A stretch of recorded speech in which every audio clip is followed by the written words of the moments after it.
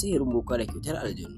A wani ƙauye mai suna Zangon Rimi, wani matashi mai suna Salihu ya shahara don neman hanya sauƙaƙƙiya wadda za ta azurta shi. A kowace rana yana gani samari 'yan uwansa suna azurta, yayin da shi kuma a rayuwarsa take da wahala a gare shi. Wata rana Salihu ya haɗu da wani tsohon boka wanda yake ce masa idan yana son ya yi arziki dole ne ya tafi wani daji wanda yake cike da tarkon aljanu. A can zai samu kyaftin ɗin aljanu wanda zai bashi duk abin da yake so. Amma akwai wani sharaɗi guda ɗaya mai ban tsoro, kada ya sake ya juya baya ko kaɗan. Salihu ya yarda ya tafi cikin dajin da daddare. Yana tafiya yana jin murya tana cewa, "Kai tsaya, kai juyo, kai tsaya ka karɓi ladanka." Amma Salihu ya tuna da gargaɗin da boka ya mai na kada ya sake ya juya ko kaɗan.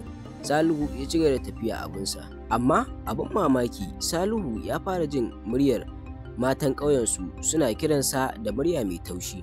"Salihu, ka dawo gare mu, kar ka manta da mu." Zuciyarsa ta kusa karyewa, amma sai ya dage. Yana isa ƙarshen dajin sai wani tsoho mai kyauta ya bayyana a gabansa.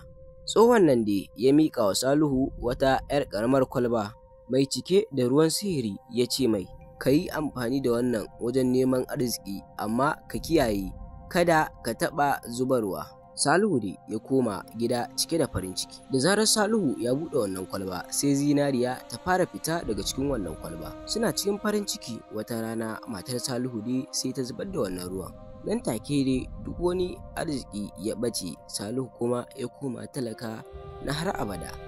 To masu sauraro, anan da muka kawo muku ƙarshen wannan labari. Ku ci gaba da danna mana subscribe kana ku taɓa alamar ƙararrawa domin samun sababbin shirye-shiryen da zarar mun ɗaura, sannan ku mana comment domin sharhi kamar da labaran da muke kawo muku a wannan tasha ta mai albarka mai suna Hausa Boys. Kuma danna mana like domin samun ƙwarin gwiwa mu ci gaba da mazgo muku labarai kamar haka.